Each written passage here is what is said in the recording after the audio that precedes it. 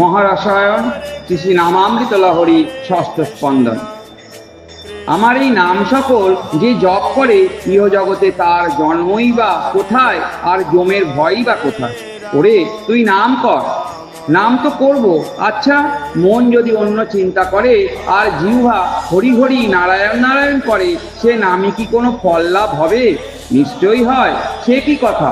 আমার মতো শত চিন্তা করছে, আমার মন শত চিন্তা করছে আর জিহ্বা নাম করছে, পুল কষ্ট রোমাঞ্চ কিচ্ছু নাই, এরূপ অবস্থায় নাম করলে কাজ হবে না। এই কথাই অনেকে বলেন। তুমি আজ নতুন কথা বলছো কেন? আমি নতুন কথা বলি নাই, বহুবার এই কথা বলেছি। বিনা ধ্যানে ভাবোদয় হয় না, নামের আশ্রয় গ্রহণ ব্যতীত ধ্যান আসতে পারে না। কবে আমার চিত্ত ঈশ্বরমুখী হবে সেই দিন আমি নাম করব, এই বলে যদি তুই বসে থাকিস তাহলে বসে থাকাই হয়। শত বিক্ষেপের মধ্যে তুই নাম কর, কলির জীব তুই, ধ্যান পাবি কোথায়? অনলকণা প্রমাদ বশেও যদি দাহ্য পদার্থ সংশ্লিষ্ট হয়, সে যেমন নির্বিচারে দগ্ধ করে দেয়, সেইরূপ এই নাম অষ্টপুট সংশ্লিষ্ট হলেও পাপ দগ্ধ করে থাকে। এই দেখ, ধ্যানের কোনো কথাই নাই, শুধু উচ্চারণ করলেই নাম আপনার শক্তি দেখাবেন। অনিচ্ছায়াপি দহতি পিষ্ট হুত বহয়থা তথা দহতি গোবিন্দ নামং বেজাদো পীড়িতাম। পদ্মপুরাণ। অগ্নি যেমন অনিচ্ছা বশে পিষ্ট হইলেও দগ্ধ করে, সেইরূপ এই নাম ছল করে উচ্চারণ করলেও সমস্ত পাপ ধ্বংস করে থাকে। জ্ঞানে বা অজ্ঞানে আমার নাম কীর্তিত হলে অগ্নি যেমন কাষ্ঠরাশিকে দগ্ধ করে, সেইরূপ নাম পাপকে দগ্ধ করে। সংকেত পরিহাস করে নাম করলেও চির শান্তি লাভ করতে পারবি। কেবল নাম কর, ভক্তি বৈরাগ্য অভ্যাস থাক আর না থাক, সর্বদা নাম করে যা, চিরদিনের জন্য তুই নির্ভয় হয়ে যাবি। কুরুক্ষেত্রে না কিন্তস্য কিং কাশ্যা পুষ্করেণ বা জিহ্বাগ্রে বসতে যস্য হরিরিত্যাক্ষরম। স্কন্দ পুরাণ।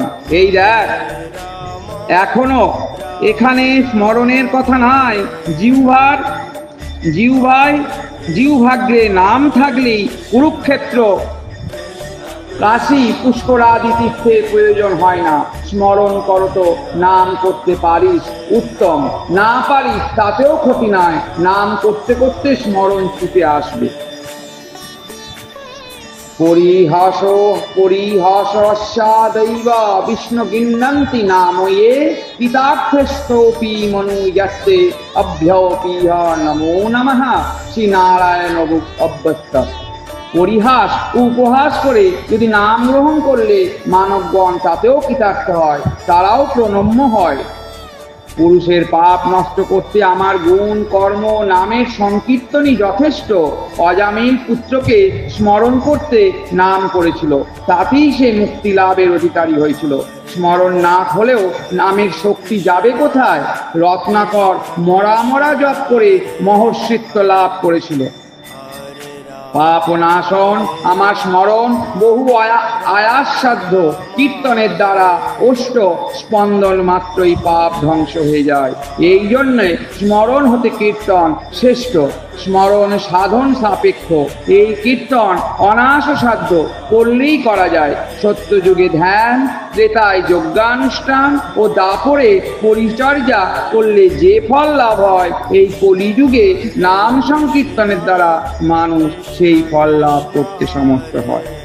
মহারসায়ন আনন্দ শ্রী ঠাকুর সীতারাম দাস। ওঙ্কার মধ্যে।